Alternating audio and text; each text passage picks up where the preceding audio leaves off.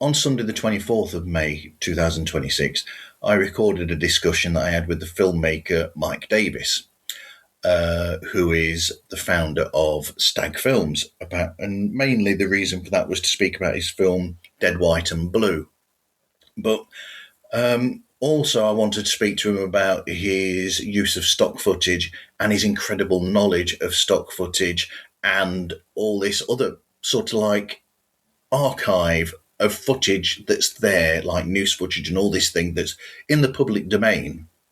But he is an absolute genius at finding this stuff where not only for his own films, but he looks for those sorts of things for other films as well. He's worked with, Tom Cruise's production company. He's worked with Marvel, the MCU, on the film Eternals. He worked on Summersby. He worked on The Lighthouse, the Robert Pattinson film.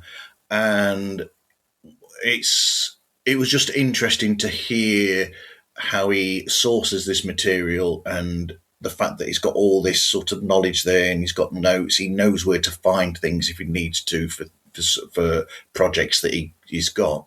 But in his own filmmaking, and I think this is important, he was pushing the fact that you have to look sort of outside of the box in a way to find something that is different to what is, all over the place, because you have there's a Hollywood standard to films. And if you want to make something that sort of like changes that or gives something different and, pushes the envelope in a way, you need to almost constantly be looking for the sort of, what can I do that's slightly different to this to push the medium to the next place in a way. How can I basically, it's like these filmmakers that make films where they use practical effects again, how can I use that to push the media almost out of that sort of sterilized environment that it's in, and then those pushers eventually become the norm for filmmaking, and that's how you get like these big filmmakers. I mentioned to him, like Hitchcock and Terry Gilliam in his early days, and these sorts of people who pushed envelopes, who changed the way that cinema is. These things have to be done to make art different, and that was my big takeaway, I think, through there. But the whole conversation is worth listening to because there's lots of really interesting tips for people wanting to get into independent filmmaking and independent creativity as a whole. Monday, the 25th of May 2026, in the morning, I recorded a conversation with the writer Hannah Puddefoot and the producer Helen Quigley about the Alzheimer's based audio drama that's based on Hannah's original stage play entitled Harry's Home. And the audio drama stars such people as Phil Davis and the Doctor Who star Nicola Bryant. But one of the big takeaways from that, of many, was the suggestion that they were saying that when you write for an audio drama, in a sense, less is more, where it could almost seem that you are trying to make up for it being an audio drama by saying things like, oh, that's why I'm holding this blah, blah, blah in this hand and this sort of thing. And you're explaining things too much in a way, you're being over-explanatory, whereas you need to pull back on that and find other ways to try and hint that these things are going on, and that without basically holding the hand of the listener, because the whole thing of audio drama is it's audio, it's immersive. You allow the listener to imagine these things themselves without walking them through it exactly to that sort of minutiate degree.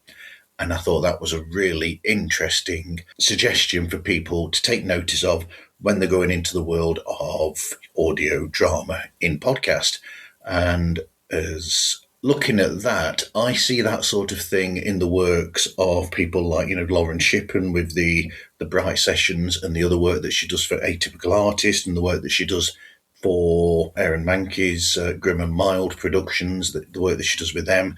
And of course, Nicholas Tukosky as well does for them, and for the work that he does for people as well. These sort of writers that write according to that sort of thing, where you are not explaining every little thing. You are allowing the listener to feel like they are a part of the action there within this drama that you want them to be sucked into for the entirety of that story from beginning to end.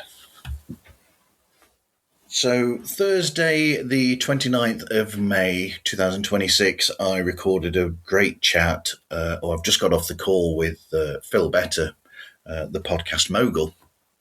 And there are quite a lot of takeaways for podcasters and people wanting to go into podcasting there. Something both of us agreed on was the feedback from listeners and comments from listeners, whether there be any slight bit of negativity there or the positivity even. There are things to learn from both sides of that. That's one of the things that I took out of that. And then there was also the fact that you learn about podcasting through doing it. The way that you learn things that you do wrong, or things that are wrong in podcasting and things to watch out for, is because, truth be told, you learn them through doing those mistakes yourself and noticing them. And that's what teaches you about how to edit properly or better, suited to what you feel is a good edit. You learn that through doing and realizing, oh, that's not quite right. That doesn't sound how I want it to. You learn these things. You learn about social media through these things. Like we both were saying in the discussion, you learn by initially trying all of the social media out and then seeing which social media itself is the one that is the biggest pull. But yeah, if you get a good response from a certain social media, then that's the one that you need to mainly work on. And it's only during that first initial period of doing podcasting, for the first couple of months or few months, where you will find that information out, and not to let that push on social media be the thing that gives you the pod fade that stops you from making podcast, because it doesn't last for that long. And once you're there, you will know which one is the main social media for you to use. Sure, as we say, use the other social medias as well, but make that one specific one where you've got the biggest audience or the biggest reaction, make that the one that is the main form of social media that you promote on, because promotion is huge with podcasting. And there are a lot more pulls from this chat that I had with Phil, because between us, we just carried on constantly talking about things that you can learn in podcasting and lessons to learn and suggestions for people to use in their journey as podcasters.